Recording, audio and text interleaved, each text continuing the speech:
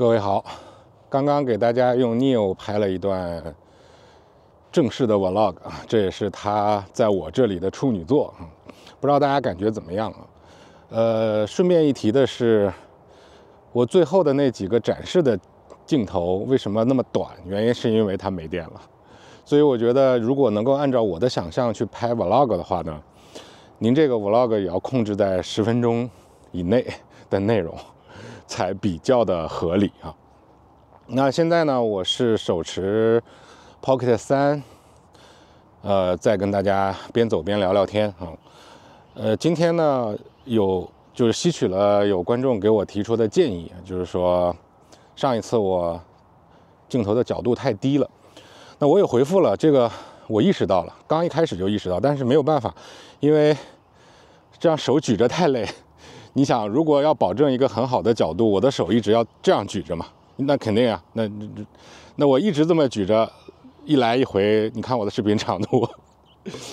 是吧？加在一起40分钟，那实在是一方面太累了，一方面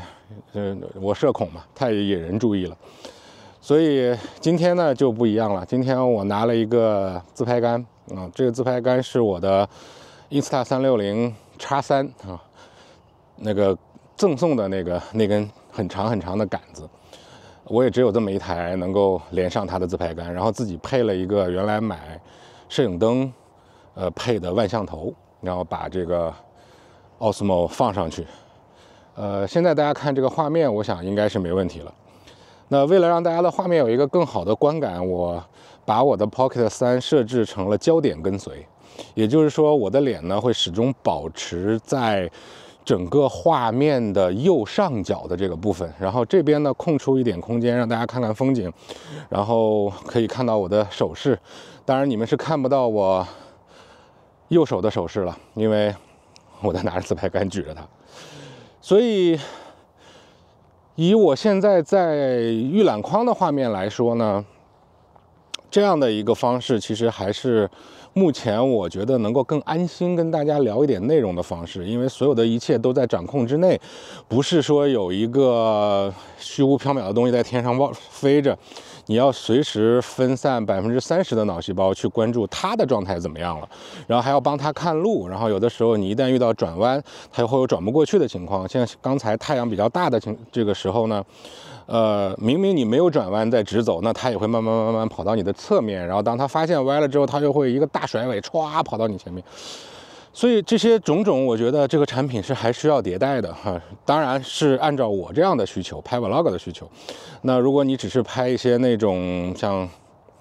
默片没有声音的，那我觉得还是非常非常不错的。再次强调，那 Pocket 3的这个构图我不知道怎么样，我现在也没有大的监视器去监看。我的想法是挺好的，但是我唯一有2个别扭的地方，也可以跟大家分享。一个是因为 Pocket 3是广角镜头，所以一旦我把我的脸的焦点放在右上角，那我不管是上还是下，但总归它是偏右，那也就是说靠近屏幕的边缘，那也就是说靠近镜头的边缘。那大广角靠近边缘的一个很恐怖的问题就是会产生畸变。我现在在小的监视器里面已经看到了一些畸变，但是尚在可接受的范围内。但是谁希望自己的脸会有哪怕一丢丢的畸变呢？我想都不太会吧。所以如果这期视频大家成功的看到了，那证明我自己认为这个畸变还是可以接受的。但如果你们根本没看到，那也就没什么好说的了。那还有一个就是它影响我看镜头，因为我觉得录视频的时候，你要在镜头当中去想象一个真人在跟你交流的这种感觉，你也要有眼神交流、眼神接触。但是由于它是大广角，由于我把我的脸定到了画面的一边，所以其实这个镜头呢，我每次看它的时候，我就发现它是不看我的，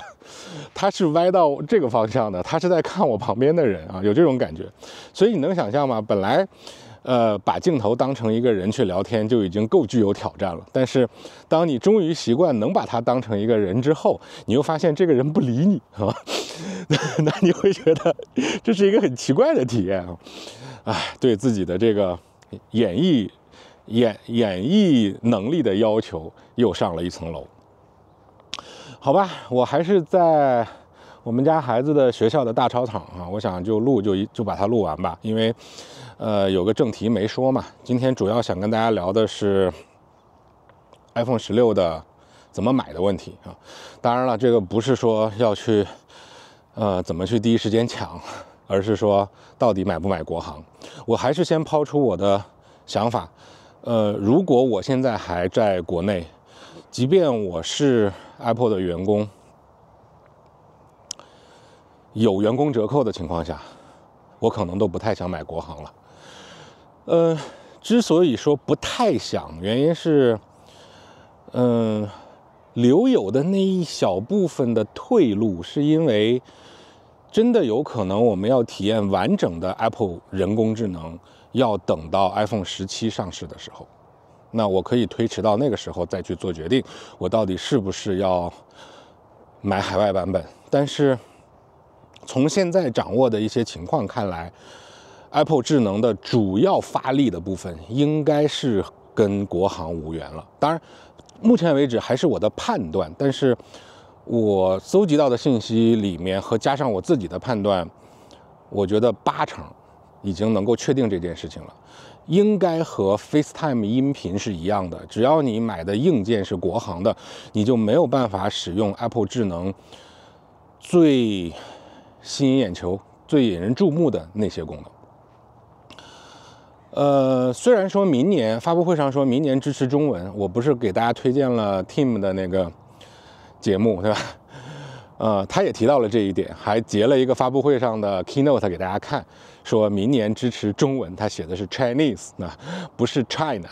他还特别解释了这个问题，就是支持中文的不代表国行能用啊。那也正是因为这个原因，我觉得我还是保守一点，不想拿自己的真金白银去冒险，因为我们买科技产品，您能买到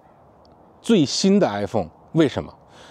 大部分人并不是说我手机坏了，非憋到这个时候要换，用个7、8年才要换。如果您是这种想法，其实你当我没说。但你能够买最新的手机，1年或者2年一换，你的核心价值就是在于你要花这份钱来去体验最新的科技。而这个时代最新的科技，如果你花同样的价钱买了一台手机，你根本体验不到，你体验的都是一些边角料的话，那我觉得你这个钱花的是有点冤的。所以如果您是在中国大陆，我觉得 iPhone 16，如果你是年年换机器的话啊， iPhone 16这一代你仍然可以考虑买国行。如果你本身就是 Apple 员工，或者你是 Apple 员工的朋友，可以拿到一些官方的折扣。甚至说你等到像一些经销商去促销的时候，它的折扣其实跟员工折扣的力度有的时候也会差不多。当然可能不是第一时间会给你这样的折扣，在经销商的地方哈。所以这种情况下，你还是选择买国行，在 iPhone 16的时候，我觉得还是可以的，因为毕竟还有1年的时间嘛。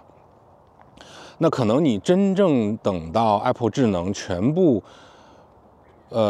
就是铺开以后，你也要等到 iPhone 17了啊。即便没有到 iPhone 17，也应该到明年下半年了。那应该你也吃不了多少亏，毕竟 iPhone 16优秀的影像系统，就像影视飓风的那期节目讲的那样，那些东西你还是可以实实在在的享受得到的。但如果到明年，国行的人工智能这一部分明朗了以后，我觉得我们也应该有一个充分的理由去下这个判断，我到底应该买国行还是海外了。所以我目前来看，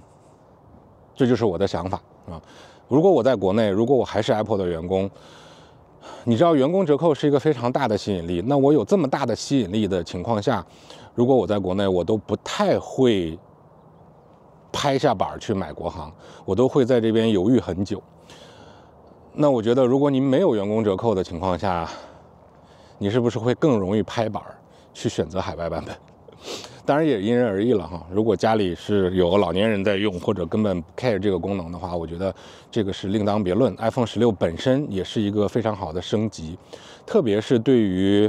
比如说你送家里的老年人啊，或者是孩子啊，或者是自己的亲人要咨询你选择一些对性能要求不是太高，特别是拍照拍视频也不是很多的，我觉得今年的 iPhone 16是一个真的很超值的选择，超级超值。那个颜色是我有史以来最喜欢的一个系列的颜色之一，特别是 iPhone 16的那个蓝色。然后还有因为 Apple 人工智能的加持，把 iPhone 16破天荒的和 Pro 系列靠得那么的近。我不知道大家有没有看一些评测，就是算下来，竟然 iPhone 16的 A18 芯片的算力还高于 A18 Pro， 高于 iPhone 16 Pro 的算力。这个其实可以理解，为什么？因为大概高个5%左右吧，我大概印象是这样，可以理解为什么？因为 Pro 系列它会有更多的精力放在人工智能的引擎以及图像的编解码运算，还有更快的数据传输通道，在这个方面，它是非常落地的一个。你多少人用手机会去跑分呢？但是不管怎么样，这作为我们一个选购的参考，今年的 iPhone 16不是16 Pro， 而是16系列的那种绚丽的色彩，还有破天荒的配置和性能，内存全都变一样了，对吧？虽然官方不披露内存，但是我觉得这也是非常可信的一条，全是应该是8G 的内存。16会是一个非常非常好的民用级的选择啊，虽然说民用也可以用 iPhone， 不是也可以用 Pro 系列。但说回到我们今天的主题，我觉得